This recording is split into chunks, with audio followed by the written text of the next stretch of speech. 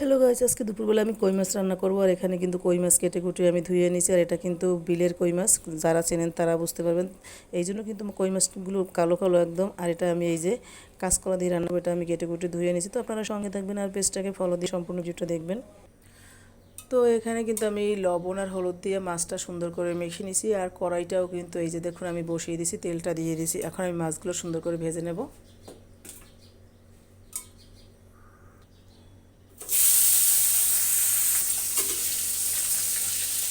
তো এই যে দেখুন মাছগুলো কিন্তু আমি উল্টে পাল্টে ভেজে নিচ্ছি। আর আপনারা আমার পেজটাকে ফলো দিয়ে অবশ্যই সঙ্গে থাকবেন। আর আগেও বলেছি দেখুন এই যে বিলের মাছ, এটা কিন্তু এরকম কালোই থাকবে যতই ঘষা মাজা করেন। আমার এই কড়াইয়ের মতন কিন্তু এটা জীবনে পরিষ্কার হবে না। তো দেখুন মাছগুলো কিন্তু ভালো হয়ে গেছে, এখন আমি তুলে নেবো। আর আমার কড়াইতে এত সুন্দর মাছ ফেরে, মাছ কেন যে কোনো পিঠা পুঠা সব কিছু কিন্তু এই কড়াইটায় মানে ফ্রাই প্যানের থেকেও ভালো হয়। আর একটা কথা হচ্ছে আমি কিন্তু রান্নার সঙ্গে সঙ্গেই ভয়েসটা দিয়ে যাই, কারণ রান্নার যে মানে আওয়াজটা যে শব্দ এইটা যদি ভয়েসের মধ্যে থাকে তাহলে কিন্তু আমার ভালো লাগে। আপনাদের কেমন লাগে অবশ্যই কমেন্টে জানাবেন। তো মাছগুলো এখন আমি সব তুলে নেব। বাকি মাছগুলোও কিন্তু ভেজে নেবো একইভাবে।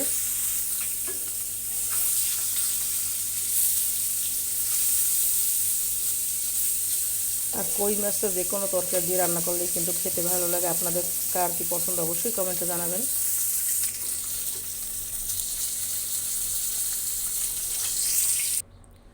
এই তেলেই কিন্তু আমি শুধু কয়েকটা জিরে দিয়ে দিলাম।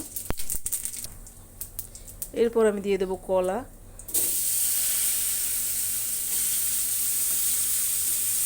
এবার আমি লবণ হলুদ সব কিছু দিয়ে একটু ভেজে নেব। দিয়ে দিলাম লবণ, হলুদ। ঝালটা অবশ্যই আপনাদের পছন্দ অনুযায়ী দেবেন। এবার আমি একটু নেড়ে চেড়ে নেব।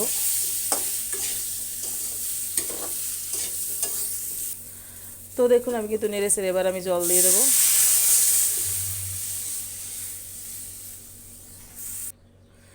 তো আমি কিন্তু উপর থেকে এখন মাছগুলো দিয়ে দেবো। এই যে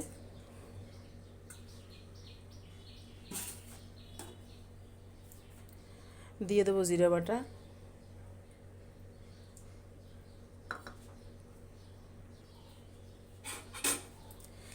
এবার 20 মিনিটের মতো রান্না করে নেব, তাহলেই কিন্তু হয়ে যাবে কই মাছ আর কাঁচা কলা দিয়ে ঝোল।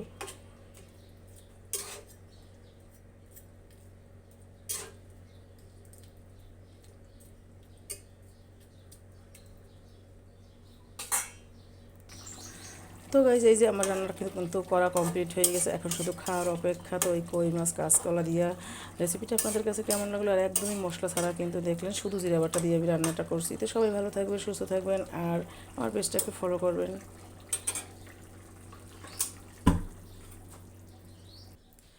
আর রান্নার শেষের লুকটা হয়েছে এই, যারা কম মশলায় রান্না খেতে চান তারা এরকম রান্না করে খেতে পারেন।